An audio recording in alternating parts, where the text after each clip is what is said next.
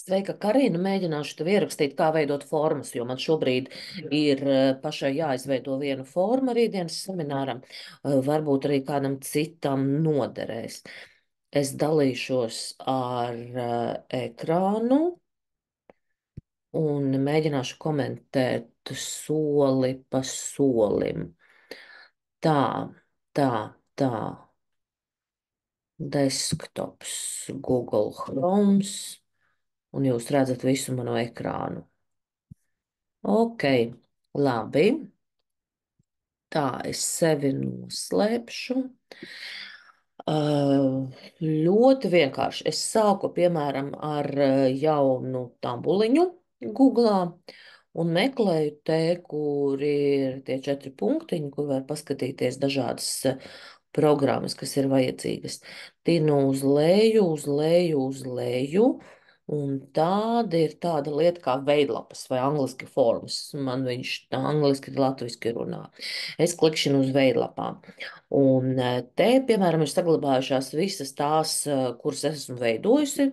Piemēram, šī bija uz izgaismojies pasākumu. Viņi man atvers uzreiz jaunā lapā. Nē, tad es vienkārši eju atpakaļ. Vai te man kaut kādas citas pavisam vienkāršas bija anketas. Un ar kontaktu informāciju vai visu, kas vajadzīgs. Man ļoti patīk, es redzēju vakar vienu uzaicinājumu. Es jau daudz rakstu informācijas formās, bet šeit ir piemērs, kad forma faktiski, nu, viņa pati par sevi ir tas kā landing page. Jūs visu varat salikt. Datums, vieta, apraksts. Jūs ieliekat fotografiju, ielieciet. Šeit tālāk visus saites var ielikt, atrašanās vieta, kur palikt, pasūtīšana, jebko. Tad ir uzruna, un tad reāli, piemēram, ja šeit ir programma, tad visa programma ir aprakstīta pirmā diena, otrā diena, trešā diena. Nu, reāli pilns apraksts, programmas, visu, ko jūs vēlaties. Arī cenas, gribu sev tādu uztaisīt arī. Un tad, jā, jautājumus gan sociāli demogrāfiskos, kas jums interesē pēc tam, cik plaši vēlaties. Tā, to es gribēju kā piemēru parādīt. Un, nu jā, atgriežamies pie tām formām. Tātad atceraties, uz šo te mēs klikšķinām, atrodam, kur ir veidlapas un nospiežam uz šo. Ar ko mēs sākam? Mēs varam sākt ar tukšu formu, mēs varam sākt ar kādu esošu formu. Nu, un tad to labot. Es sākšu laikam ar jaunu formu, un te ir dažādi veidi jautājumus, ko var uzdot. Īsa atbilde, teksta fails, multiple choice alternatīvās atbildes, ķeksīšus ielikt, atbildes, kas izkrīt ārā. Tā kā papildus menu failus ielikt, nu, varbūt absolūti ar šiem var spēlēties. Tā, šeit es ierakstīšu virsrakstu, un es, piemēram, meistar darbnīca, meistar klase. Es, kāpēc tu mani neklausi? Tā.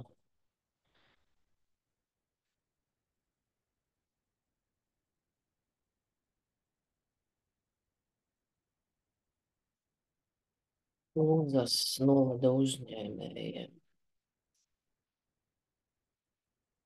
Un šeit to arī tekstu es varu iekrāsot vai talikā vai savādāk. Man patīk labāk lieliem burtiem.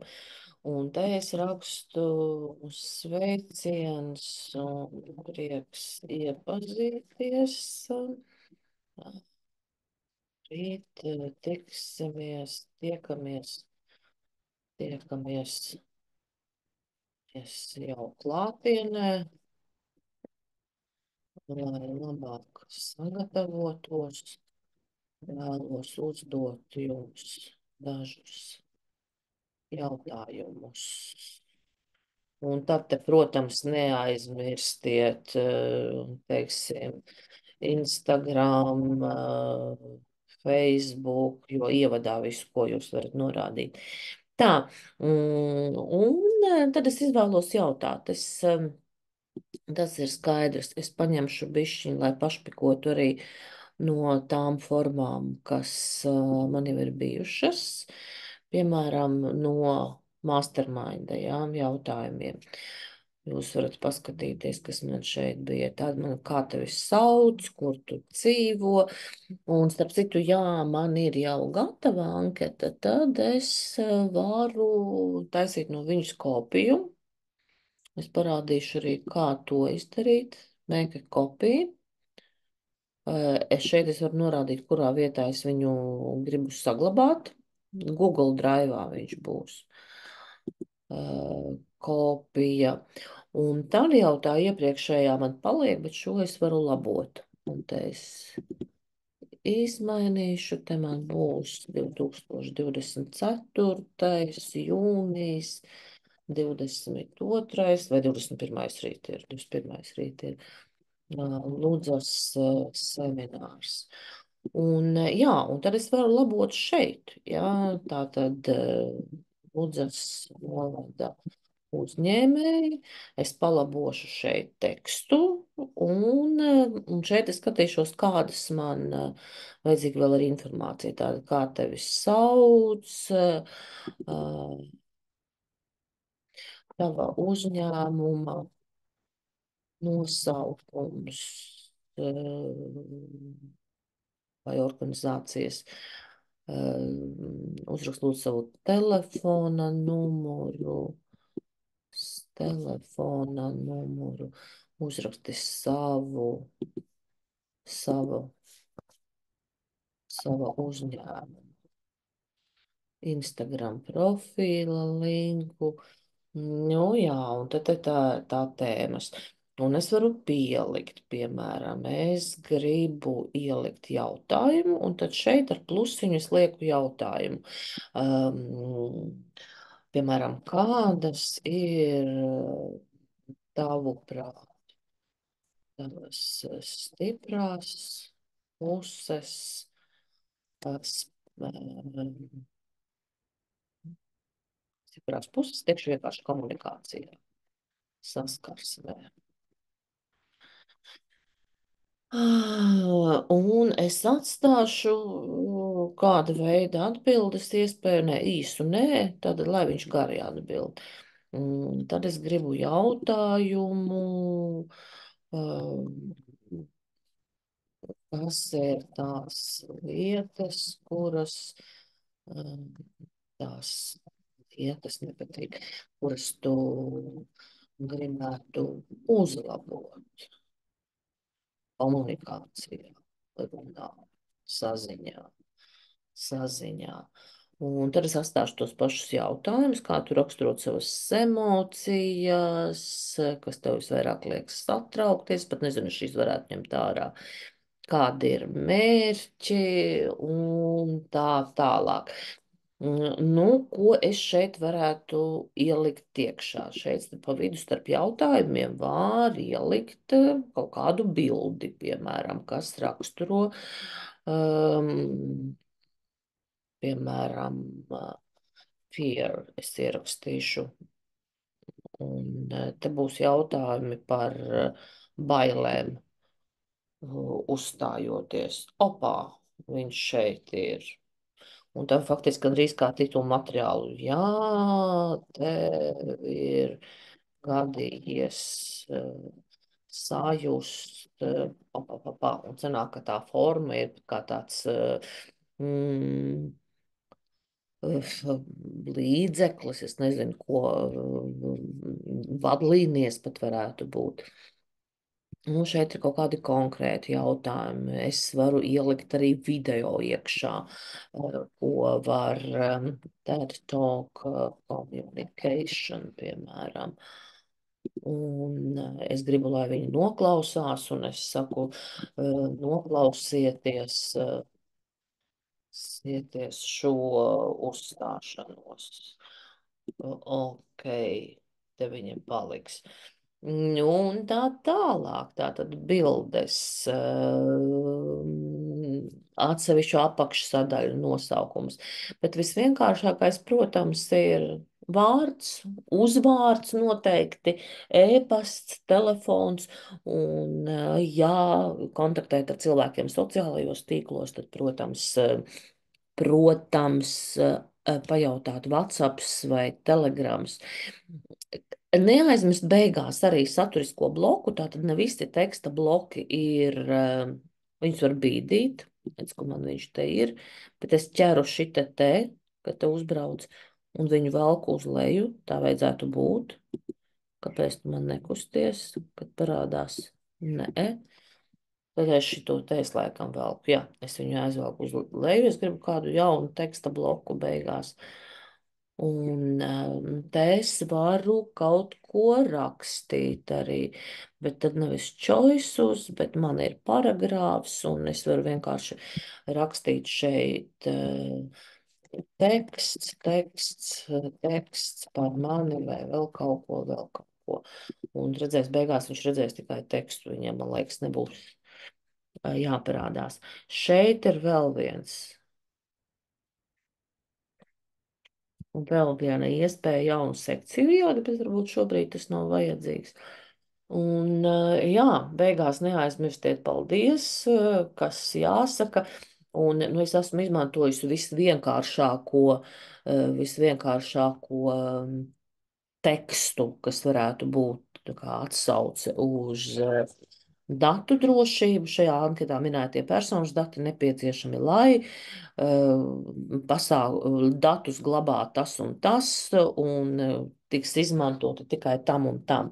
Nu, jau man beigās vēl ir mani dati.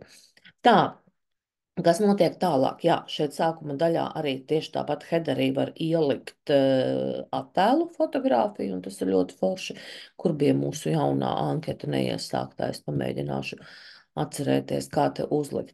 Tā, es šo headeri veidoju, te ir add question, nu jā, nē, bija kaut kāda cita opcija, man liekas, lūk, šeit ir customize theme, un, kad spiežu šo, tad var izmainīt arī to fona krāsu, kas ir anketai. Headera teksts, jautājums teksts, un šeit choose image. Un te mēs izvēlējāmies, te var augšu pielādēt savas fotogrāfijas, tā kā bankā salikt vai izvēlēties kādu no tām tēmām, ko piedāvā formas. Nu, tā nu viņš ir, un tad šajā te vietiņā arī var mainīt. Piemēram, jā, tā šitā man bija meistara grupa, un šitā bija Lūdza. Un es gribu Lūdzai kaut kādu savādāku bildi, redz, ko es eju uz šo te tā kā mākslinieka paleti, un es izņemu šo bildi, uzrakstu choose image, upload, browse, un meklēju kaut kādas savas fotogrāfijas, varbūt no mūsu vakardienas pasākuma vai kaut ko vēl. Labi, es nelikšu, protams, no vakardienas pasākuma. Bet, ja es sūtītu kaut kādu anketu jums un teiktu, meitenēs, vai satiekamies, nu, tad es varētu tā darīt. Tā, Dan, un redz, ka man parādās tā anketa. Nu, tālūk, apmēram. Un kas notiek? Tā, šito es aizvēršu. Šī te ir tad kā acs, un tā acs rāda, kā mēs varam paskatīties, kā ieraudzīs saņēmējs. Un te nu mēs redzam, tāda būs tā bilde, tā izskatīsies tas viņa teksts, uzraksti, ja tev ir gadījies noklausīties.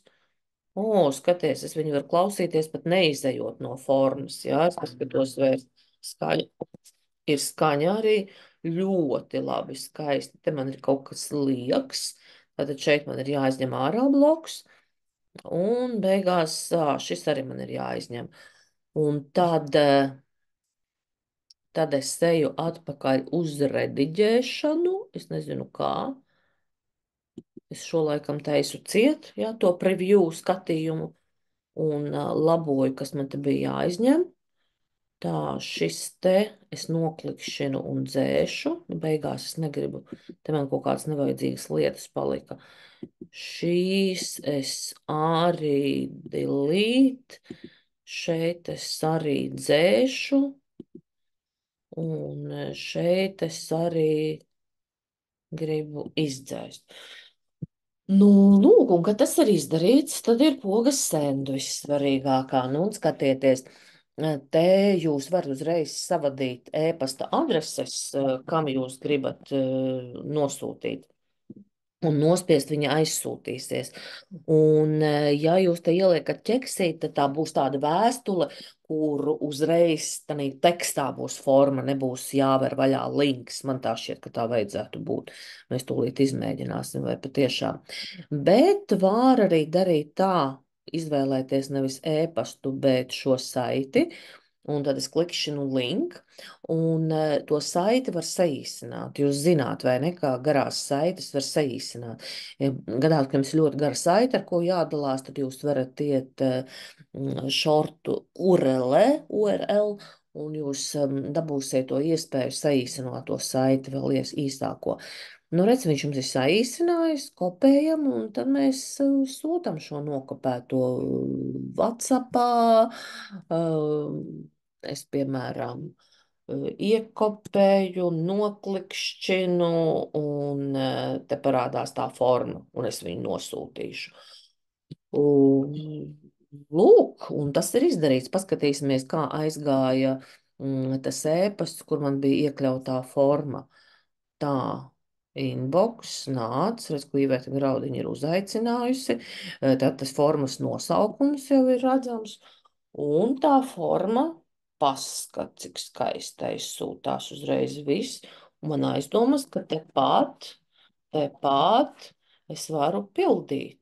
Jā, automātiski Iveta, KDS,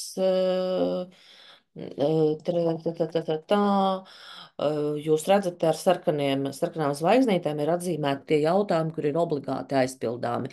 Ja jums uzņēmējs viņus neaizpilda, nu, dalībnieks, tad viņš netiks tālāk. Tā kā, kur es to izvēlos, rakstot, sastādot formu, katru jautājumu. Redziet, šita te ir required, tad es nospiežu šitā uz šo virzienu pogu. Tas nozīmē, neaizpildot, šis ir obligātais jautājums. Un kamēr viņš neaizpild, viņš nevarēs nosūtīt jums. Tā kā man daži te ir obligātie telefona numurs, vārds, uzvārds, un pārējie, kas tur par valodām vai vēl kaut ko, tie var būt neobligātie. Nu, redz, un tieši tā pamēģināsim tepat. ASD, tas ir neobligātais, te ok, te ok. Ui, cik daudz, par daudz, man liekas, man tā ir. Tā, tie ir neobligātie, tas ir obligātais, tas ir obligātais, tas ir neobligātais. Nu, jā, un mēs iesniedzam. Un tad es skatīšos, kur. Jā, ļoti labi. Un tā, bet es kā autors atgriežos pie savas lapas, pret kur man tā forma, kuru es izveidoju, un ar visu bildi, anketu.